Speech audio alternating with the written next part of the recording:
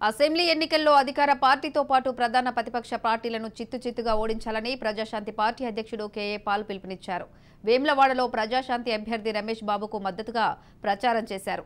ఎన్నికలకు సంబంధం లేకుండా తాను సొంతంగా సదాశివపేటలో ఏర్పాటు చేసిన చారిటీలో ఉచిత విద్య, వైద్యం అందిస్తున్నామని చెప్పారు.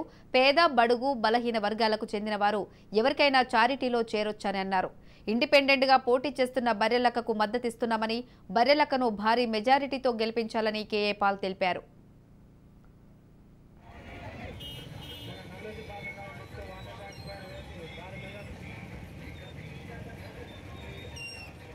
మీరు మీ పిల్లలకి, మీ బంధువులకి, మీ పేద ప్రజలందరికీ ఇప్పుడు సదాశివపేట సంగారెడ్డి 1200 ఎకరాల్లో కట్టిన చారిటీ సిటీలో మీరు తీసుకొచ్చి అక్కడ మోహన్ దాస్ అని ఉంటాడు మా మేనేజరు, వాళ్ళందరికీ ఫ్రీ ఎడ్యుకేషన్.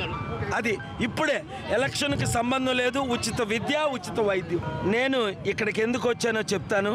నా ప్రక్కని నిలబడిన అజ్మీర్ రమేష్ బాబు ప్రజాశాంతి పార్టీ తరపుని వేములవాడలో నిలబెడుతున్నారు.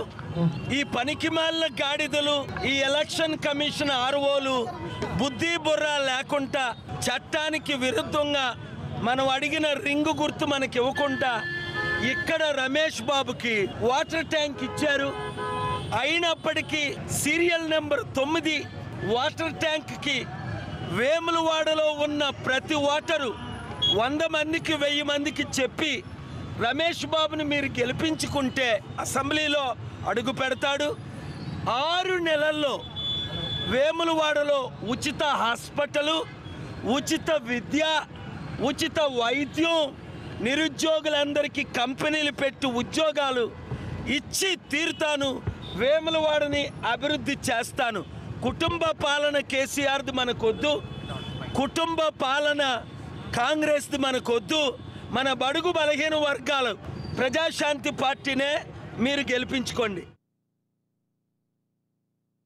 మీరు మీ పిల్లలకి, మీ బంధువులకి, మీ పేద ప్రజలందరికీ ఇప్పుడు సదాశివపేట సంగారెడ్డి 1200 ఎకరాల్లో కట్టిన చారిటీ సిటీలో మీరు